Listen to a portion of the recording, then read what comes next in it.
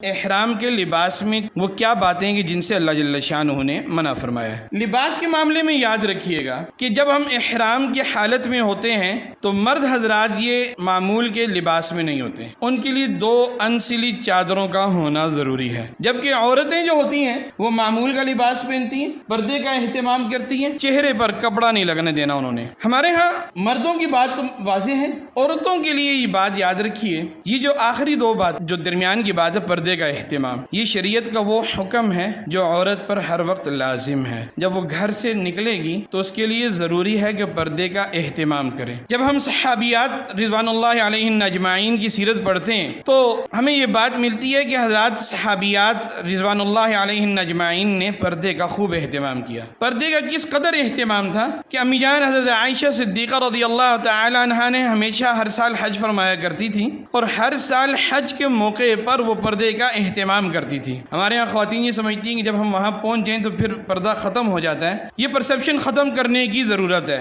پردہ جس طرح یہاں لازم ہے اسی طرح وہاں بھی ضروری ہے، بلکہ وہاں اس کا زیادہ اہتمام کرنا ہوگا۔ جو شرعی حکم ہے وہ یہ ہے کہ چہرے سے کپڑا نہیں لگنا چاہیے، تو اس کپڑے کو چہرے سے دور رکھنے کے لیے جو ہمارے یہاں علماء تجویز دیتے ہیں وہ کیپس ملتی ہیں، اس کیپ کے آگے آپ کپڑا سی لیں تو کپڑا چہرے کے آگے لٹکا رہے گا۔ حضرت عائشہ صدیقہ رضی اللہ تعالی عنہا وہ جب حج پہ جایا کرتی تھی تو جب مرد نہیں ہوتے تھے، ظاہر سی بات اس زمانے میں گرمی بھی بہت ہوتی تھی، وسائل تو اتنے ہوتے نہیں تھے، تو وہ چہرے کے آگے سے کپڑا ہٹا کر بیٹھ جاتی تھی، لیکن جیسے ہی کوئی مرد آتا تو کپڑا نیچے کر دیا کرتی تھی تاکہ ان کے چہرے کو کوئی اجنبی مرد نہ دیکھیں۔ حضرت فاطمہ رضی اللہ تعالی عنہا سے جب عورتوں سے متعلق سوال کیا گیا تو فرمایا کہ ایسی عورت اللہ کو پسند ہے کہ اللہ یراہ الرجل و اللہ تراہ، کہ کوئی مرد اس عورت کو نہ دیکھے اور وہ عورت کسی مرد کو نہ دیکھے۔ تو بہرحال پردے کا اہتمام کرنا بہت ضروری ہے۔